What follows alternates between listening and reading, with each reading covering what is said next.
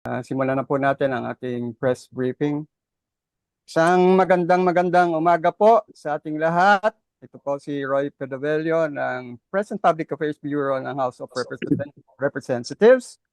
Welcome po sa ating mga kaibigan sa media, ating mga kababayan na sumusubaybay sa YouTube and Facebook channel po ng House of Representatives sa isa na namang press briefing po ng ating House Prosecution Team. Ngayong umaga po, mapalad tayo na sinasamahan tayo ng ating mga spokesperson sa pangunguna po ng House Impeachment Team Advisor, isang batikang legislator. Walang iba kundi si dating Surigao del Norte Representative, Second District po ng Surigao del Norte, Representative Robert H. Barbers. Kasama rin po natin, walang iba kundi ang isa sa spokesperson din po, walang iba kundi si Kabataan Party List Representative Rene Co.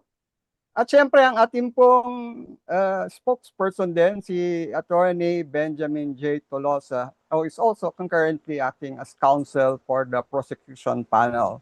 And para po siguro magsimula ang ating panayam ngayong umaga, bigyan muna natin ng pagkakataon ng ating mga panauhin na makapagbigay ng kanilang panimulang panalita. Go ahead po, Kong Ace. Okay, maiksi lang ito. Magandang umagang maulan para sa ating mga kaibigan sa media, and we're ready to answer your questions.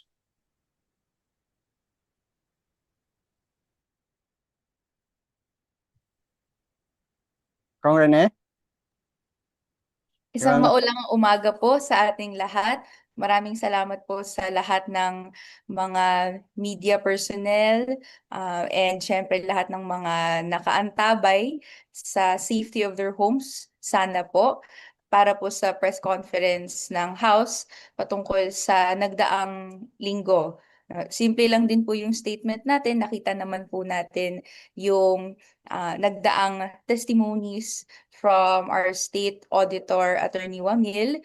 And ang sa atin lang, kailangan pong magtuloy-tuloy yung proseso hanggang tapusin ito. Hindi tayo papayag na hindi mabutbut lahat ng ebidensyang in relation to from COA's decision, misuse and abuse of confidential and intelligence funds. Wala na po dapat na balakid, tapos na yung gawain ng House. The Supreme Court put out a decision that moot and academic na dahil nasa Senate na. Ang kailangan na lang po, isa-isahin natin. And hindi po mag-resort to red tagging or hindi din po mag-resort sa distractions habang we go through each evidence, we go through the process hanggang katapusan. We're ready to answer your questions po. Attorney Jay, I want to say something. Just good morning, everyone, and thank you for joining us again today. And I hope everyone's safe. So we're ready to take your questions. All right, para po makasimula na tayo. Ann, ikaw na unang magtanong. Hello po, good morning po, Kong Ace, Kong Rene, and Attorney Jay. Good morning po. Yes po. Sir, kuha lang po sana ako ng reaction sa naging observation po ng Palas regarding po sa impeachment trial. Kahapon kasi sa press briefing po sa Palasyo, tinanong kasi si Palas Press Officer Yusek Castro sa assessment ng Palas sa Day 13 ng impeachment trial. Binanggit po ni Yusek Castro na may ilang senator judges na tila umaaktong parang mga abogado at sinabihan nga po niya na huwag magdala ng walis sa Senado dahil hindi dapat walisin o balewalain ang katotohanan. Ano po yung reaksyon ng prosecution sa pahayag na ito? Sa inyong pananaw, may implication po ba ito sa kasalukuyang impeachment proceedings? Thank you po. Sige, ladies first. Nakita din natin yung press conference na yun live. May distinction between yung gawain ng House Committee on Justice panel members, the senator judges, and even yung prosecution and defense lawyers. It's the job of the House Committee on Justice members, and I think with the senator judges as well, to ask clarificatory questions. Dahil gusto nating maliwanagan ng sarili natin, ang mamamayang Pilipino, sa ebidensya at proseso. So may karapatan yung mga senator judges, and even kami noong we served as House Committee on Justice members to ask these clarificatory questions. And there is a distinction nga sa gawain namin and gawain ng prosecution and defense to argue yung sides na meron sila. So, syempre, we'd like to make these yung gawain at yung duties natin clear, at we hope na sa dulo nito, lahat tayo participant sa proseso ng pananagutan, proseso of finding out the truth. And at the end of it, may accountability na makuha yung mga opisyalis natin. Kung naman, ang may dadagdag ko dyan, maraming nawalis dun sa Senado. Ang daming nawalis.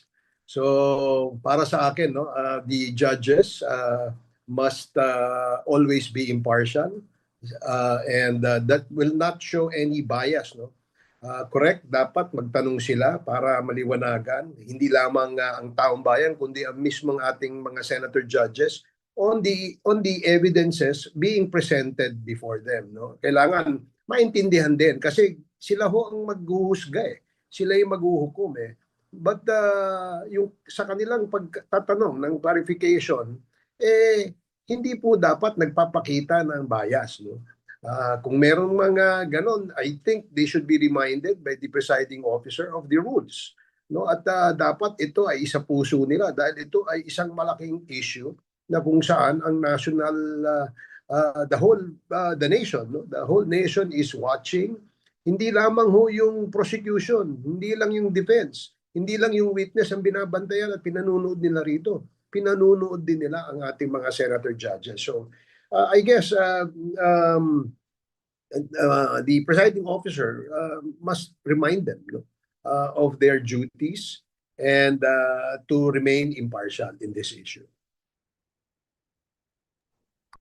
Yes, just briefly, of course, we respect the authority and power of the senator judges to ask clarificatory questions, and we also trust in the presiding officer's judicious discretion in determining if the questions being asked are material and relevant to the issues at hand.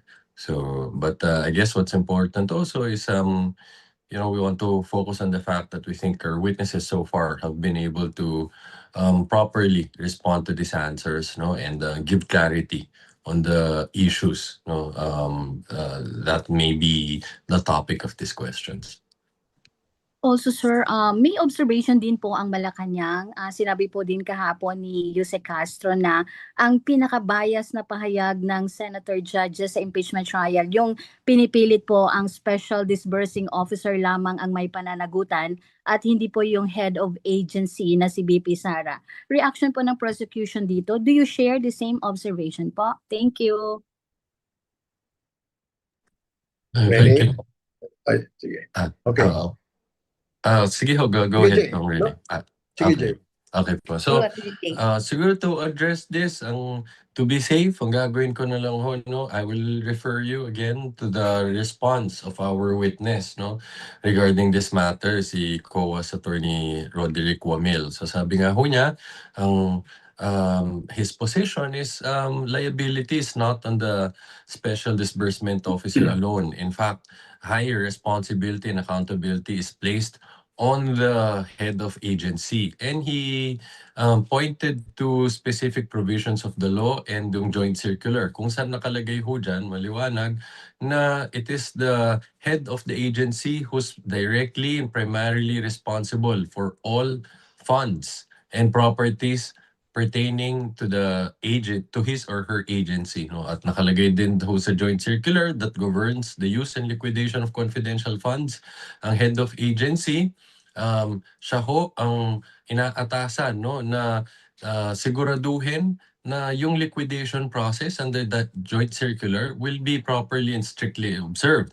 Nakalagay din ho dyan, meron din siyang also responsibility to directly supervise the use of confidential funds, at makikita din natin dun sa mga napakadaming certifications and different liquidation reports documents na pinirmahan ng Vice Presidente, nakalagay doon, she's accountable for the use of those confidential funds.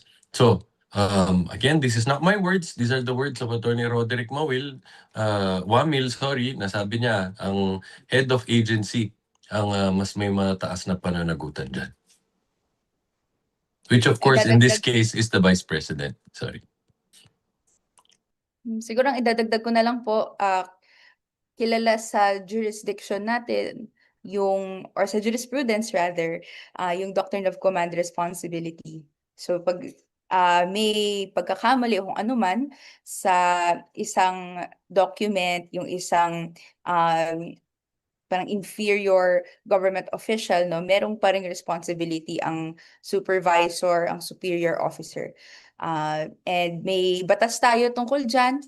So, hindi natin pwede masabi that the buck stops at just the special disbursing officer. Meron at meron pong responsibility yung higher commanding officer. Ako naman, dagdagan ko rin yan. Susugan ko lang yung sinabi ni Kong Rene at saka ni Attorney Jay, no, na itong malinaw na malinaw sa joint circular na ang head of agency ang accountable dito, no. Yes, the head of the agency appoints the SDOs, ito si Fajarda and si Acosta, but to me, no, they are just mere pawns. Sila lang yung tiga kumuha ng, sila yung magdi-disburse, no. At sila yung may authority given by the head of the agency to disburse these funds and make sure that the funds are properly used and properly spent on items that are allowable under the joint circular. So sa tingin ko, no, hindi maiaalis, no, ang pananagutan ng head ng agency dito sa usapin ng confidential funds. Kasi nga, siya ang pumipirma sa physical and financial plans, siya ang pumipirma sa liquidation, siya ang pumipirma sa mga iba pang certification. And clearly stated doon that itong mga signatures na ito ay necessary, no, doon sa mga dokumentong isinasubmit doon sa Commission on Audit. Kaya hindi pwedeng may alis, no, ang pananagutan sa head of the agency. Alright. Po, Thank you. salamat po. Thank you. Okay. Ngayon po naman magtatanong si Haji. Go ahead. Magandang umaga po, Haji Kaaminyo na Brigada News FM Manila. Hi Haji, morning. Opo. Ask ko lang po yung reaction ninyo in an interview, I think it's yesterday. Dinescribe po ni Vice President Sara Duterte as may bending the law doon po sa ginaganap na impeachment trial. Malinaw na malinaw daw po na may bending the law po doon. Kaya ang context po kasi parang tinanong siya about the noise ng pag-aresto di umano kay Senator Bato de la Rosa. Pero hindi daw po kailangan ng disruption sa impeachment trial dahil ngayon pa lang naman daw, kitang-kita naman daw sa impeachment na may bending the law. Would you like to react on it? Kong Rene? Oo, na siguro si Kong Ace. Sige. Hindi ko alam kung saan banda, no, na merong bending of the law. No? Kung ang tinutukoy dito ay itong proseso ng impeachment, nagsalita na ang ating Korte Suprema at sinabing ito ay sang-ayon sa ating saligang batas, sang-ayon itong trial o yung ginawang clarificatory hearing sa House of Representatives. So hindi ko matumbok kung saan yung sinasabing merong bending of the law, no. If ang kanyang tinutukoy yung tungkol doon sa mga ebidensyang inilalatag ng prosecution, mukhang mali yata because ang sa panig ng depensa sila dapat ang magpatunay na itong mga ina-allege dito sa ating articles of impeachment mapapatunayan o madedebunk sa pamamagitan ng ebidensyang hawak ng depensa. So sa ngayon parang hindi ko maintindihan saan banda at papaano sinasabi na merong bending of the law dito sa usaping impeachment trial. Ang dagdag ko na lang din po doon, yung mas nakikita nating clear evidence of bent laws ay yung napakadaming ebidensya ng anomalya sa paggasta ng confidential and intelligence funds ng Office of the Vice President and Department of Education.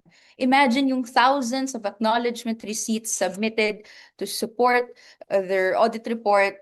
Ni isang official receipt walang nakita. And marami rin po tayong mga acknowledgement receipts nakalagay ang paggasta gamit for medicine, for safe houses. Clear naman po sa joint memo na hindi po yun acceptable use of confidential and intelligence funds.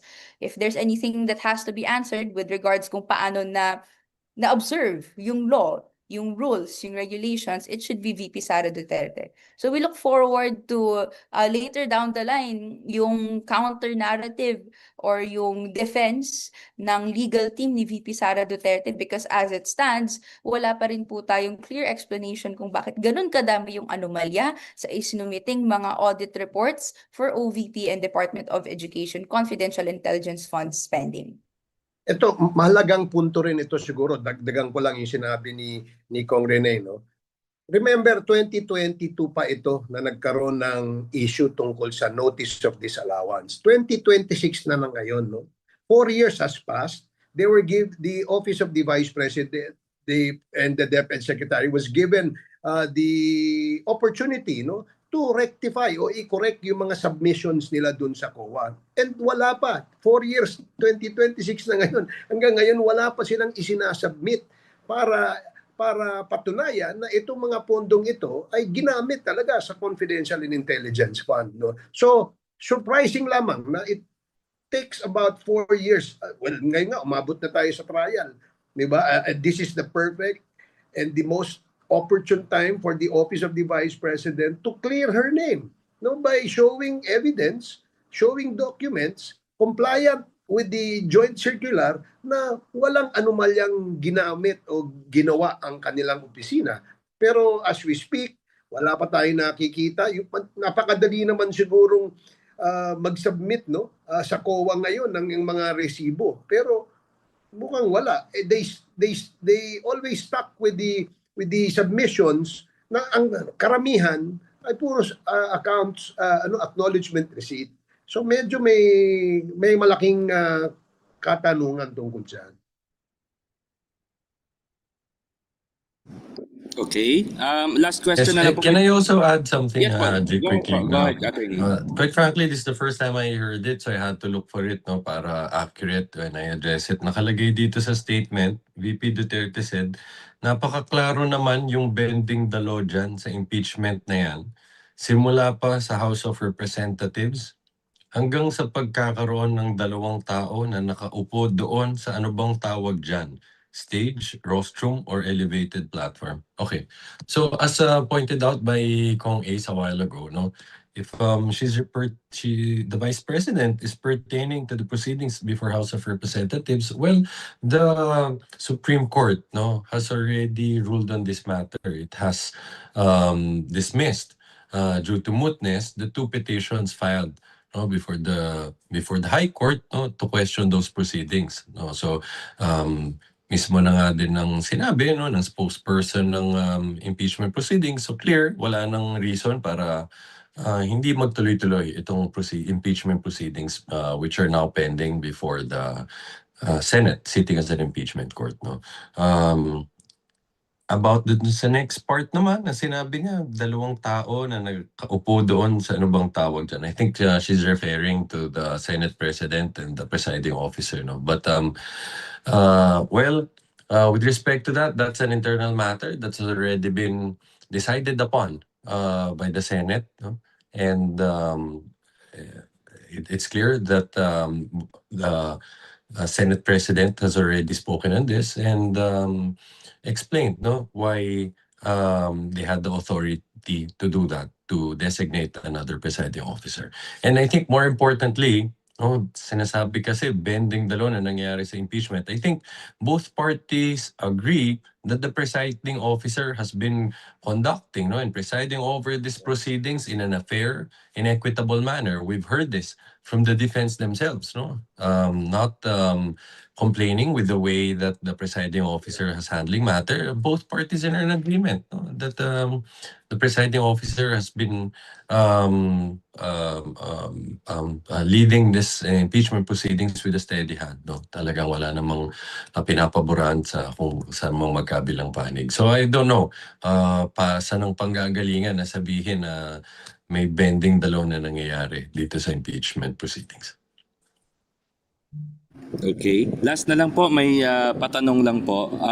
In an Okta survey dated July 4 to 11, lumalabas po na si VP Sara pa din ang preferred ng mga Filipinos with 43%. Although lumiliit daw po yung lamang kung head-to-head po sila ng kanyang sumunod po sa kanya with 34%. Para po sa inyo, ito pong result ng survey na to ay nakaka-alarma po ba or namomotivate po ba kayo or ano po yung ninyo, yung feeling po ninyo dito sa Okta survey na to? Yeah. Sige, ako muna sasagot, Kong Rene and Attorney Jay. Sa tingin ko, unang-una, hindi naman basihan itong popularity contest para dito sa usapin ng impeachment trial. Ang sinasabi po dito sa impeachment trial ay kung ang ating mga hinalal na mga opisyal ng gobyerno, regardless whether nakakuha ka ng 100 million votes or 1 million votes, does not exempt you from accountability or yung pananagutan kung ikaw ay may pagkakasala. Kaya natin ginagawa ito para ipakita kung karapat dapat pa ba na manatili sa pwesto ang ating pangalawang pangulo after itong mga alegasyon na ito ay inilahad dito sa isang trial na sinasabi nating impeachment trial. So again, the popularity will not in any way affect nor influence nor perhaps what do you call this, makasira dito sa pagpapatuloy nitong paglilitis na ito. Again, kailangan nakatutok tayo dito sa ebidensya, yung ating panawagan na maging impartial ang ating mga hukom, nang sa ganon ay ang kanilang basihan, hindi lamang yung kanilang affiliation with a political party or yung kanilang basihan pagdesisyon ay yung popularity nung respondent, kundi dapat tingnan mabuti, timbangin mabuti, o sisain mabuti at natural na kapag dumating sa punto na sila ay magdedesisyon, ang ebidensya ang kanilang gagawing basihan, hindi po yung ibang bagay na walang kinalaman sa ebidensya. Mahirap gawin itong trial na ito dahil ito ay political, divisive at isang issue that may polarize the nation. But at the end of the day, ang makikinabang dito ang buong bansa, buong mamamayang Pilipino, dahil ipapakita dito na hindi ibig sabihin na ikaw ay popular, ay exempted ka o meron ka ng lisensya gumawa ng mga hindi karapat-dapat o mga paglabag sa batas. Remember, itong ating trial dito ay walang kulong, kundi itong trial na ito ay pagtatanggal lamang sa pwesto ng mga taong inihalal ng ating taong bayan kung sila ay may pagkakasala o merong ginawang paglabag sa ating mga batas. Well, very well put ni Kong Ace yung response. Ang idadagdag ko na lang, we're after accountability, we're after the truth. Popularity does not factor in doon sa paghanap natin ng sa dulo nito hustisya sa mamamayan, kung nalaman natin at matatakan na meron nga pong pondo ng bayan na hindi tama ang paggasta, kung nalaman natin na may paglaki ng yaman na hindi naaayon doon sa nireport sa SALN, kung meron pong pagbabanta at panunuhol na labag po sa batas at sa konstitusyon. Andito naman tayo dahil minimeasure natin yung fitness to rule ng isang opisyal dahil po may maraming gawain siyang ginawa na tinimbang bilang impeachable offenses. So sa atin, ginagawa natin yung trabaho sa pagpoproseso ng complaints na to na mabigat enough na may ganitong ebidensya. At syempre, hanggang matapos ito, hanggang mahatid yung pananagutan na dapat nararapat, yung hustisya na nararapat. And just quickly also, no, I think we can't overemphasize our position here, no, na hindi ang kasikatan, ang popularidad, hindi kailanman dapat maging lisensya ito, no, para matakasan ang accountability, no. With this, no, kung ang mga opinion ng mga kababayan natin, tulad ng lagi din namin sinasabi, naniniwala kami mas dapat na kung alamin natin ang opinion nila pagkatapos ng maglatag ng ebidensya ng prosecution, and to be fair, ang depensa din kung meron, no? At pagkatapos nilang makita ang kabuuan ng ebidensya, doon natin pakinggan, no, kung ano ng kanilang opinion. Dahil kami, malakas ang tiwala namin sa aming ebidensya at naniniwala kami pagkatapos makita ng mga kababayan natin lahat ng ebidensya dito sa paglilitis na to, mabubuksan ang mga mata nila. Maraming salamat po. Alright, maraming salamat din, G. And now we will listen to Lance. Go ahead, Lance. Hello po, good morning. One question lang po for me. Yesterday din po in an interview sa Davao City or in an interview somewhere, sinabi po ni Vice President Duterte na wala raw pong mali doon sa pagbisita niya doon sa ilang mga nakakulong na senador na sina Senator Rodante Marcoleta and Senator Jinggoy Estrada. I'm just curious po, is the prosecution bothered at all with this pagbisita or mga visits? Kasi as we can all surmise naman, the vice president is currently on trial, and Senators Marcoleta and Senators Estrada are still possible na makaboto po doon sa sa impeachment trial dahil hindi pa naman malinaw kung ano po talaga yung mangyayari doon sa botohan. So, nabobother po ba yung prosecution? Tama po ba na ang isang vice-presidente na humaharap sa paglilitis ay bumibisita doon sa mga senator judges na pwedeng humatol sa kanyang kaso? Gusto niyo ako mauna? Go po. Okay, sige. Ako muna. Kung Rene, you want to start? Ako na lang. Sige. Tayo, we have complete confidence in the evidence at yung paglalatag natin dito na yung ginagawa ni VP Duterte or even the senator judges in their spare time, hindi po siya nagpa-factor in sa discussion. Pero tayo, dapat critical din tayo sa alignments, sa questioning, sa framing, sa supposed neutrality. At gusto natin yung process na to, clear po sa ating officials kung ano po yung roles na narito sila para gawin. So ang senator judges, maintindihan yung lahat ng mga nakahain na ebidensya, may paitindi sa mamamayan. No? And to exhibit political neutrality in doing so. And tayo, inaasahan natin kay VP Sara Duterte yung pag-prioritize na malatag yung kanyang defense, counter-narrative, at hindi po yung iba't ibang mga other side activities na makikita nating hindi po relevant para i-resolve yung mabibigat na mga kaso at mga charges na hinaharap niya ngayon. So, kung ano man po yung gawin nila at the side, no, hindi naman na po sa atin yun, pero critical nating tinitignan. Ano po ba sinasabi nito sa pag-prioritize ni VP Sara Duterte sa mga kasong kinakaharap niya? Ano po ba yung ibig sabihin nito sa pag-prioritize ng ating mga official sa roles na pinanghahawakan nila, including yung supposed neutrality ng senator judges. Ang humusga po ay taong bayan.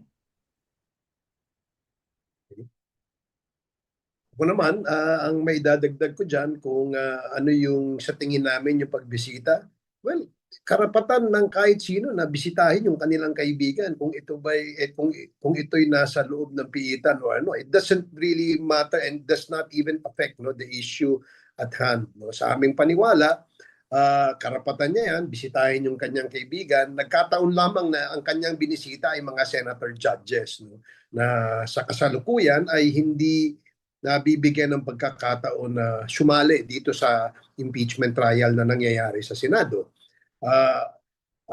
If ang kanyang pagbisita ay para kung sakaling sila ay makapag-participate, ay maimpluwensyahan ang kanilang mga desisyon, karapatan niya siguro yun. But again, let us remind the senator judges na maging impartial at ang kanilang gagawing desisyon ay desisyon na matagal na magkakaroon ng epekto sa kanilang karera sa politika. Hindi nakakalimot ang ating mga kababayan. No? Halimbawa, kung sila ay after showing all the evidence na hindi na debunk o hindi na dispute at mabigat itong mga ebidensyang iyo, and in spite of that ay bumoto sa hindi sang-ayon sa opinyon ng karamihang mamamayang Pilipino, then sila ang mayroong pananagutan sa ating mga mamamayan. Sa aking paniwala, she has all the right to visit. Just the same, just like the time when she visited the kulungan to visit former Congressman Arnie Teves and Ramil Madriaga, allegedly, no? So, yun yung mga karapatan niya yan, bumisita. Okay po, thank you.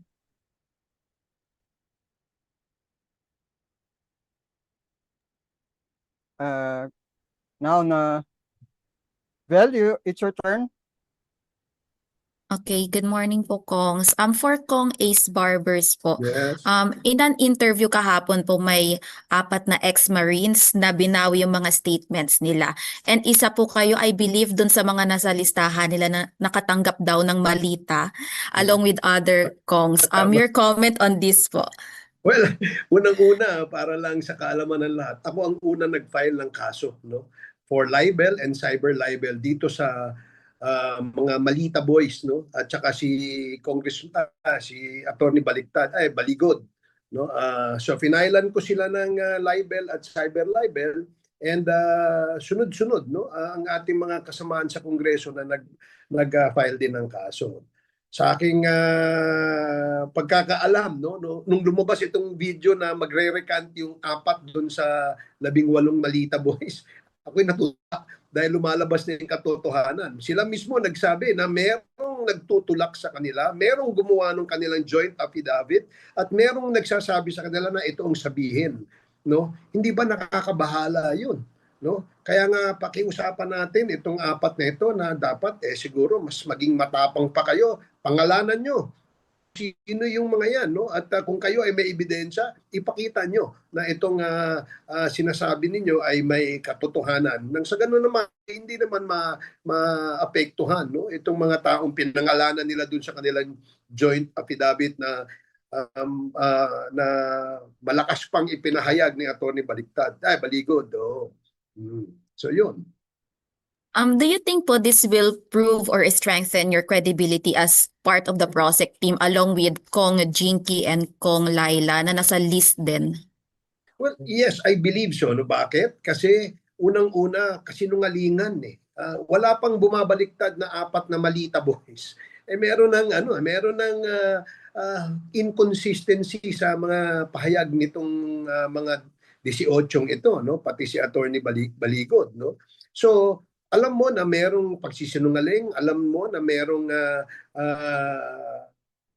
paninirang puri, at alam natin na may ganyan. At kami naman naniniwala na ang ating mga kababayan ay hindi basta-basta naniniwala sa mga ganitong klase, no?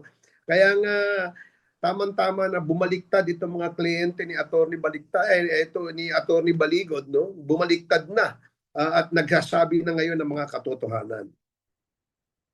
Lastly po, what do you think prompts then para mag-recant dun sa mga statements nila?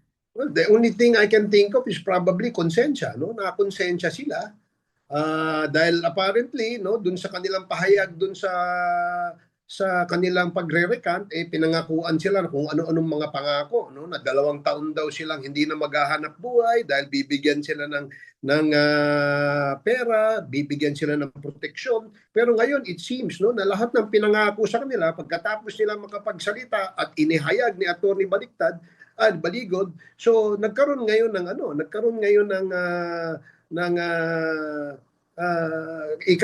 paglalahad ng katotohanan dito. So I guess siguro mas magandang makumbinsi rin nila, no, yung kanilang ibang mga kasamahan. At dapat siguro kung makukumbinsi nila yung karamihan sa kanilang mga kasamahan na Malita Boys, siguro dapat maglabas na ng sila naman ang panagutin natin kung sino man ang gumawa nitong fabricated lies na ito, sino man ang gumawa nitong paninirang puri na ito, siguro dapat panagutan nila yan sa batas. Okay, thank you po. Thank you, Okay. Ben. Thank you. Earl, may follow-up ka? Sabi mo? Yes po, good morning, Spokes Ace. Kung Ace, busina lang po ako, no, asking outside lang the impeachment matter po muna. Yun din lang Yes, sa sir. tanong ni Vel. Kasi binawi rin nung Malita Boys yung kanilang mga sinasabi na nag-deliver sila ng pera noon kay dating House Speaker Martin Romualdez. Baka lang po, being a colleague, meron kayong short statement about that. Oo, alam mo, nakakalungkot na kung yan ang magiging basihan para sa pagpa-file ng kaso sa mga kasamahan natin sa Kongreso, para namang walang bigat, no? Walang bigat 'yun. At siguro dahil nga ito ay sila ngayon ay bumaliktad, makakatulong yung kanilang pag-recant dito sa pagpapalabas natin ng katotohanan tungkol dito sa usapin ng flood control, na kung saan maraming kasamahan natin sa Kongreso ang na-involved, lalong-lalo na ang ating dating speaker. So medyo ito ay sa aking paniwala ay siguro dala ng konsensya nitong mga ito, siguro naisip nila na masama magsinungaling at ito ay mayroong kapalit na karma, no? Kaya siguro ganyan ang kanilang stand ngayon. Thank you, sir. Balik ko lang Thank po you, sa impeachment. Ngayong binawi nila yung mabibigat nilang akusasyon, specifically yung direkta sa mga membro na may kinalaman sa pag-i-impeach kay Vice President Sara Duterte, na-establish na po ba ngayon na mukhang deliberate attempt lang ito to attack the impeachment process? Well, if you're going to ask my honest opinion, Earl, yes, deliberate yan. No? Pinlano nila yan na siraan yung mga nasa likod nitong impeachment na ito. Remember, constitutional duty ng mga kongresista na mag-initiate ng impeachment proceedings, mag-initiate impeachment complaint.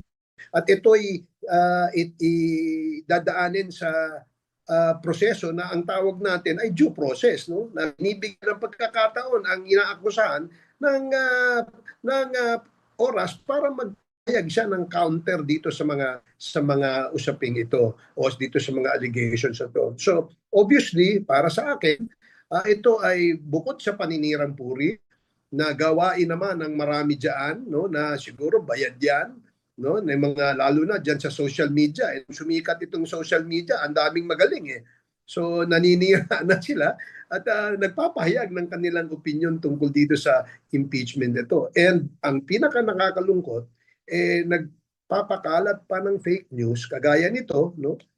Na kung saan ay sinabi nga nung 4 na Malita Boys na ginawa na yung kanilang joint affidavit, tinuruan sila anong gagawin at anong sasabihin, na obviously ay isang attempt, no, to discredit the members of the prosecution panel who is now in charge of the impeachment trial, the prosecution that is now prosecuting the Vice President. Thank you po, Spokes Ace. Thank you, Earl. Thank you, Earl. Si Rosalie daw po, mayroon ding katanungan. Rosalie, go ahead. Good morning po, sirs and ma'am. Mag-follow up lang po ako dun sa issue po ni statement ni VP Duterte na ang sabi niya nga po, hindi na kailangang guluhin ang impeachment dahil magulo na siya sa bending the law. Yung pong mga gantong public statement po ng Vice President na respondent dito sa impeachment trial, could that affect public confidence po dun sa process? Can I respond? Yeah. Actually, I wanted to go back to that before we ended the discussion because I really find it troubling, the statement and concerning. I've quoted some parts of it earlier, and I was reading the article again about it, and based on this, sinabi niya dito, again, she said, napakaklaro naman yung bending the law dyan sa impeachment na yan. And then she doubled down and saying, hindi na kailangan guluhin ang impeachment dahil magulo na siya sa bending the law. So, this sweeping accusation necessarily casts doubts on the integrity of this constitutional process, and it also not just the process itself, but the impeachment court, and of course, ultimately, the presiding officer, who is responsible for the conduct of the proceedings and the rulings being issued. Because if you're saying this bending the law happening here, she's saying that there are unlawful acts being done in these impeachment proceedings that are being tolerated by the impeachment court, by the presiding officer. I think that's uncalled for. Even if it's clear that some of the rulings of the presiding officer have not favored the prosecution, but we've seen that the presiding officer has consistently endeavored to conduct the trial in a fairly orderly manner in accordance with the Constitution and the rules. As I stated a while ago, even the defense, in their press conferences, we've heard them say this whenever they ask and to comment on how the presiding officer has been conducting the proceedings. They've always said that they think the presiding officer has been fair to both parties. So we think this is uncalled for, and but we will leave it to the judicious discretion of the presiding officer on how would he appreciate this, if it constitutes an attack on the integrity of the constitutional process and the constitutional institution of the impeachment court. I guess we'll leave it at that, but it's very troubling. Nothing to add na po. How about po si Kong Ace? No, wala na, okay na yan. Kasi hindi ko rin nabasa o hindi ko nga maintindihan ano yung bending of the law there. Okay po. Follow Meron up pa ko lang po sorry Sir Roy, meron po bang legal relevance po ito dun sa kanyang impeachment case? Especially siya po yung respondent but she's making statements like this in the public.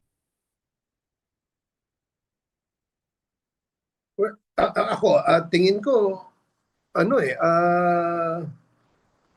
siguro rather than, this is my opinion, rather than issuing statements that are quote-unquote attacking the process, the integrity of the process being done in the Senate now, it's better that she appears and answer all these allegations. Kasi para tapos na, hindi na tayo humaba. Yun naman ang ating objective.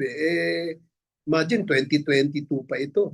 Hanggang ngayon nga, ARs pa rin, acknowledgement receipts pa rin yung ebidensya, yung kanilang sinubmit na liquidation. It's already 4 years, since the issue came out, and that could have been rectified already. Unfortunately, hanggang ngayon, wala. So it's better that we hear it from directly from the Vice President. Kung siya a-appear, at siya mismo ang sasagot doon sa mga allegations na yan. Again, definitely, as I've said a while ago, that's why we think it's very troubling, it's concerning, because it undermines the people's trust and confidence in this constitutional institution. As a lawyer, as an officer of the court, I feel that it's my duty also to defend the impeachment court.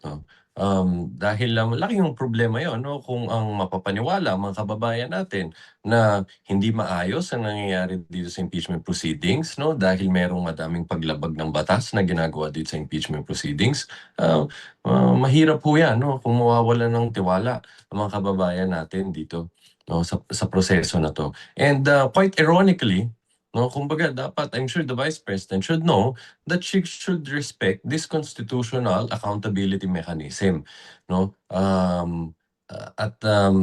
Lalo na ang pinag-uusapan pa naman dito sa articles of impeachment, ang charges sa kanya ay culpable violation of the Constitution, no? So again, we hope, no, na as sabi nga po ni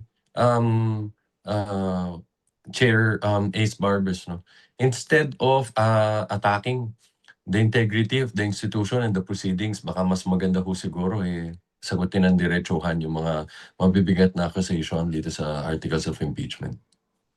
Huling dagdag na lang po. Ako, dismayado po ako bilang lawyer din. Ilang years pa lang sa profession, but VP Sara Duterte is also a fellow lawyer at several years na rin po siya sa kanyang profession. Hindi po willy-nilly, hindi po basta-basta nagbibitaw ng ganitong salita. Dapat po may ebidensya, may arguments, bakit masabi na ganun yung kaso. At sa ninarate nga po ni Attorney Jay kanina, no, doon sa basehan kung bakit daw quote-unquote may bending the law, simula pa lang doon sa House of Representatives. It's beating a dead horse. Paulit-ulit na po yung naririnig nating argument na noong clarificatory hearings at the House Committee on Justice may quote-unquote irregularities na. Pero time and time again, the House and those involved in the impeachment process have explained kung ano na po yung naabot at ano yung nangyari po sa House Committee on Justice clarificatory hearings. For example, yung isa dyan is yung pag-submit ng AMLC ng report to the House Committee on Justice kung ano po yung nakita ng mga branches with VP Sara's accounts na covered and suspicious transactions na kailangan pong i-report sa kanila. And for that reason, mali daw yun. And for that reason, actually, yung asawa po ni VP Sara, si Attorney Mans Carpio, ay nag-file ng cases against several congresspeople, against the AMLC, against the BSP, doon sa nangyari na yun. Na time and time again, we've explained, meron pong authority under the law para gawin iyon. So, this is a tired argument that the people have already in their minds known the answer to. Ang hindi po natin nakukuha pang sagot ay nasan po ang confidential and intelligence funds ng OVP at ng Department of Education. Ano pong explanation sa paglaki ng yaman ni VP Sara na hindi po alinsunod sa SALN niya? Doon po tayo sa bumabalik, no, sa central questions kung bakit ba tayo nasa impeachment process to begin with. And I hope continuously that VP Sara Duterte engages these questions in good faith. Alright, maraming salamat po. Alright, thank you po. Now, recognize naman po natin si Vivian Gulia to ask her question. Good afternoon po. Nabanggit po Afternoon. kanina na yung pahayag po ni Vice Presidente regarding the bending the law dito sa impeachment process undermines people's trust and confidence in the institution. It could be considered an attack to the process. Ano po yung pwedeng gawin ng impeachment court regarding this? Ano po yung range of actions that the court can do? Well, as I mentioned a while ago, no, we leave that determination to the sound and judicious discretion of the presiding officer and the impeachment court as a whole. But of course, there are a lot of rules, no, governing not just the councils, but obviously the parties themselves. No, for example, the sub judice rule, when parties are not allowed to talk about the merits of the case. So if you, I don't know what's worse, merits or attacking the institution, the proceedings itself. But again, at the end of the day, we leave it again to the discretion, determination the presiding officer in the impeachment court. I understand, sir. Pero does that include yung range of actions na possible? Does that include contempt po? Again, I guess for me, what I could say is we will not preempt the appreciation of the presiding officer and the other members of the impeachment court on this matter, and whatever decision they'll take on it. And we will leave it to them. We trust in their sound judgment. Kong Rene? There is a range of actions that the Senate Impeachment Court can take. In the same way na ito rin po yung tanong din sa atin, ano po yung range of actions na pwedeng i-take noong may spliced video na lumabas sa mga interpellation questions and arguments ni Representative Cheljok, posted on the Facebook page of Senator Pia Cayetano. Ako, hindi ko rin po masabi kung ano yung full range na yan. Maaari po yung contempt. Maaari din po just generally address siya during the proceedings of the next trial date. Pero totoo kasi na we're here kasi may proseso ng pananagutan na gusto nating matapos. Kung at every turn ay may naririnig tayong pag-undermine ng process na yon sa nakasalang sa mismong paglilitis, that puts into question kung gaano po ba nirerespeto ng public official na yun, si VP Sara here, yung proseso na ito, yung authority ng lahat ng mga nakasalang dito, at syempre, at the end of the day, yung mamamayan. Kasi may epekto lahat po ng charges na ito at yung eventual penalty na ipapataw sa kanya na resulta ng lahat ng proseso na ito at yung pag-iintindi ng mga mamamayan. We beg the question again and again, paano po ba na-appreciate ni VP Sara Duterte yung mga proseso na ito? Does she appreciate them at all? So, we have to ask that to VP Sara Duterte herself, and kung na-apekto, nadadamay na yung mga iba't ibang institusyon, I think it ought to be addressed. Huli na lang po, kasama po dito sa statement ng Vice on supposedly bending the law, yung pagkakaroon ng dalawang tao na nakaupo dun sa stage or rostrum or elevated platform. Sakali po na questionin ito ulit sa Korte Suprema, are you confident na it can withstand such questions petition? Ako po, as long as meron pong documentation, papers, yung Senate Impeachment Court na relevant at kaya pong ipakita sa Supreme Court, that should suffice. Again, meron pong separation of powers na ino-observe tayo dito sa jurisdiction natin. Ibig sabihin, kung ano pong mga patakaran na i-establish ng Senado, kung anong patakaran na i-establish ng House para sa kanila, yun po ay nararapat para sa mga institusyon na yun. At hindi po dapat pumasok at mag-interfere yung Korte Suprema unless, of course, may question of due process na or grave abuse of discretion na. So, kung meron pong ganun ng Senate, edi wala pong problema. Salamat po.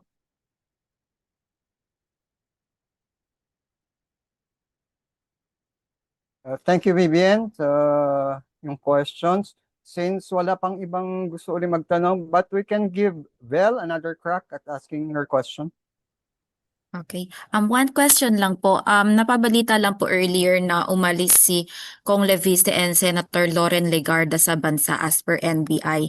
Kung sakaling wala pa pong senator or kung sakaling hindi pa po makabalik si Senator Loren sa mga susunod na trial dates, magka-qualify pa rin po ba siya or dapat pa rin po ba siyang mag-qualify doon sa at least 2/3 threshold for conviction?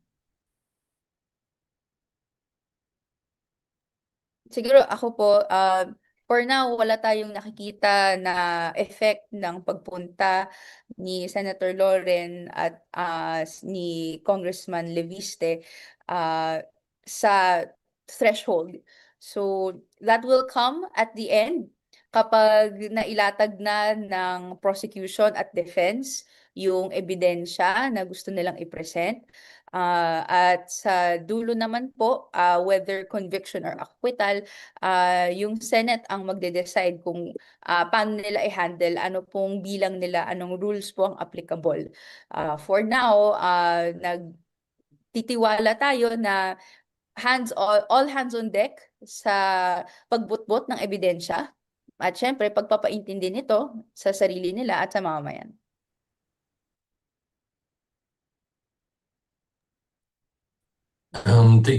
Una ko siguro baka we may be speculating too much. For all we know, baka by Monday, nandyan ho ulit ang the good senator at will participate in the proceedings. But in any case, sa ngayon, malinaw po yung ruling ng presiding officer dyan.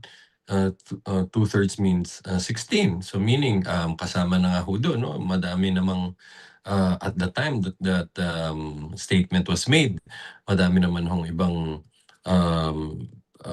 senator judges na hindi nakakapag-participate, no? So parang walang pinagkaiba dito sa sitwasyon kung hindi man makakadalo sa susunod na pagdinig yung si Senator Lauren Legarda. But at the end of the day, tulad ng sinabi ni Kong Reneco, maybe this matter would be properly addressed at the more appropriate time, no? At sa ngayon, yung legal position namin on it, hindi pa namin din pwedeng ma-discuss, no? Dahil hindi pa naman na pag-usapan yan yung position ng both parties regarding that. So I'll be violating sub judice rule. But for now, focus lang muna tayo sa pagpresenta ng ebidensya tulad ng sabi ni Kong po. Ako naman, tanong ko lang, official ba yung travel sa ni Congressman Leandro Leviste and Senator Lauren? So if it's official, then maybe wala sigurong question. If it's not an official travel, then maybe somebody should ask. Anong bang meron? Di ba? So yun lang ano doon.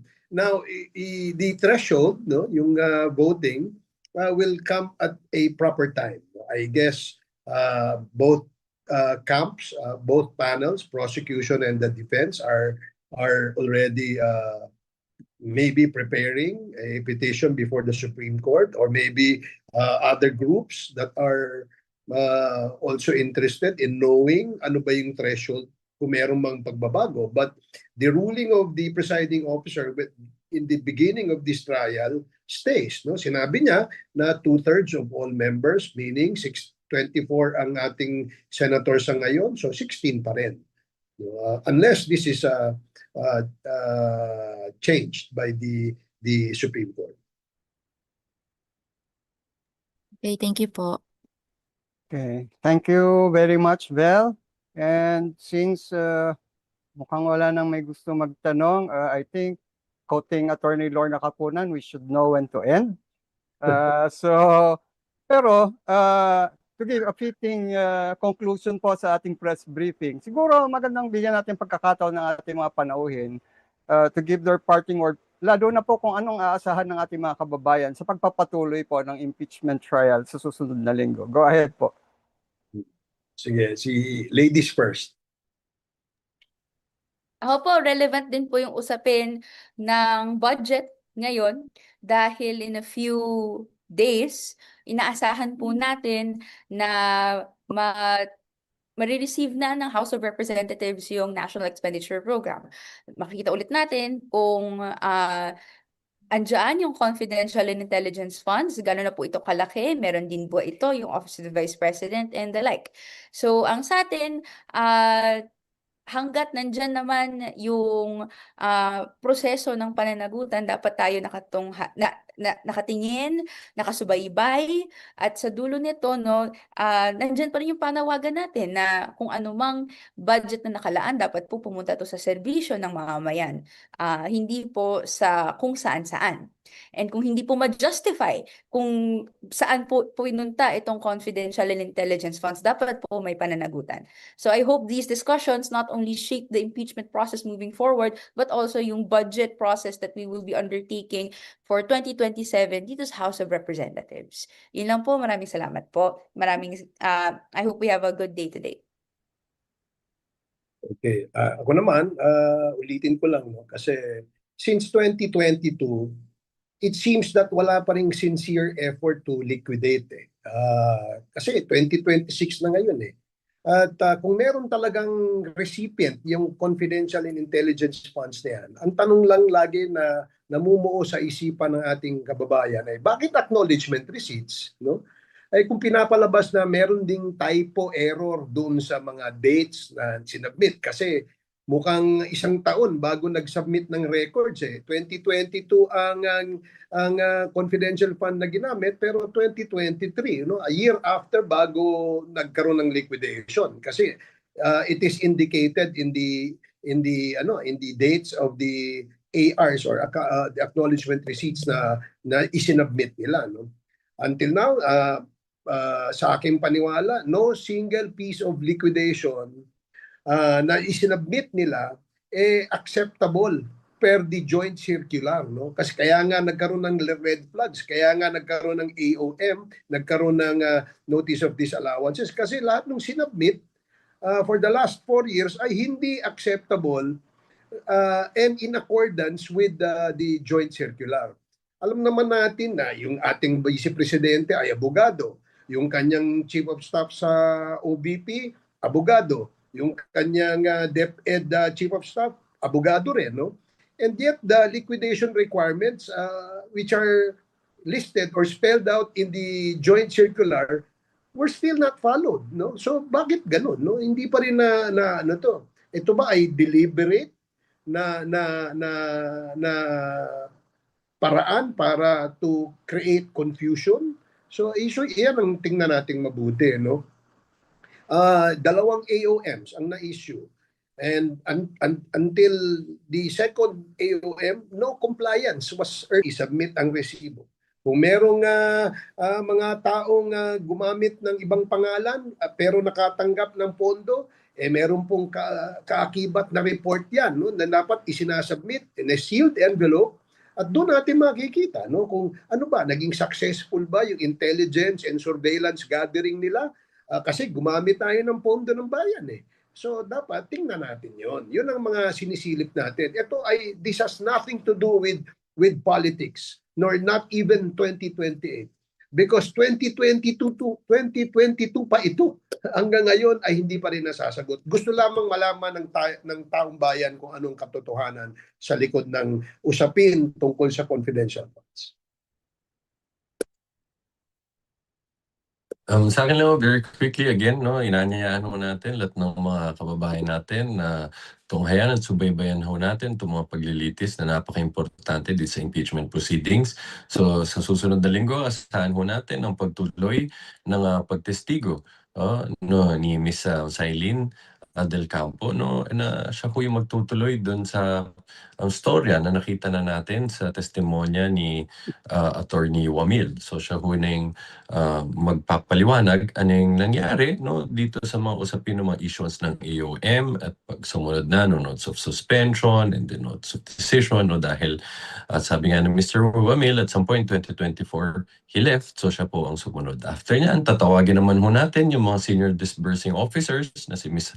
Acosta at Mr. Fajarda ng Office of the Vice President at Department of Education. So tulad ho ng sabi ng mga unang witness natin, itong senior special disbursement officers, sila ho yung nakatanggap ng pera. So maganda ho marinig natin sa kanila, sa nila dinala itong pera na natanggap nila para sa confidential funds. So again, maraming salamat po sa inyo lahat ngayon, no, for joining us today.